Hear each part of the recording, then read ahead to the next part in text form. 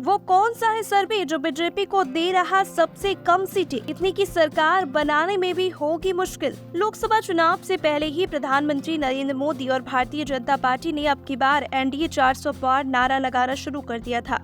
BJP अपने दम पर 370 जीतने का दावा भी कर रही है। हालांकि चुनाव में एनडीए को 400 सीट मिलना आसान काम नहीं है। वहीं किसी सर्वे में अभी तक एनडीए ने 400 सीटों का आंकड़ा पार नहीं किया है।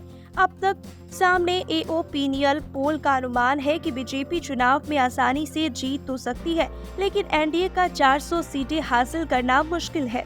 वहीं कांग्रेस ने दावा किया कि बीजेपी को इस बार महज 180 सीटें मिल रही है और वह चुनाव हार रही है।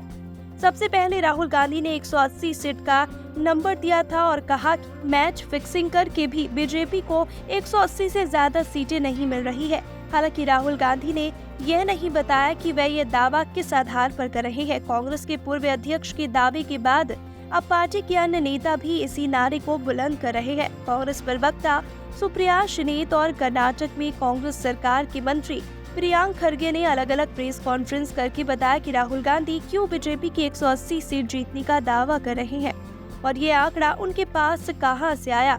उन्होंने कहा कि राहुल गांधी ने आरएसएस के किसी सर्वे को आधार बनाकर ये दावा किया। हालांकि उन्होंने इस पोस्ट में सर्वे को लेकर कोई दिलचस्पी नहीं दिखाई थी और न ही सर्वे की विश्वसनीयता को लेकर ही कोई दावा किया था। हालांकि आरएसएस ने अब तक इस तरह के किसी सर्वे की जानकारी नहीं दी है। कांग्रेस नेताओं का दावा है कि आरएसएस ने जो सर्वे किया उसमें बीजेपी 180 पर अटकी हुई है। इतना ही नहीं, पार्टी का ग्राफ लगातार नीचे जा रहा है और उसकी सीटें कम होने की संभावना है। मीडिया रिपोर्ट्स के मुताबिक स्वराज इंडिया के संस्थापक योगेंद्र यादव ने भी हाल ही में बीजेपी आरएसएस की सर्वे का एक ग्राफिक्स सोशल मीडिया पर पोस्ट किया था। हालांकि इस तथाकथित सर्वे में भी बीजेपी के 214 सीटें जीतने का दावा किया था, न कि 180 सीट का। इस सर्वे में गुजरात, एमपी, राजस्थान और उत्तर प्रदेश ही ऐसे राज्य थे जहां बीजेपी को डबल डिजिट में सीटें मिलती दिखाई दे रही थी।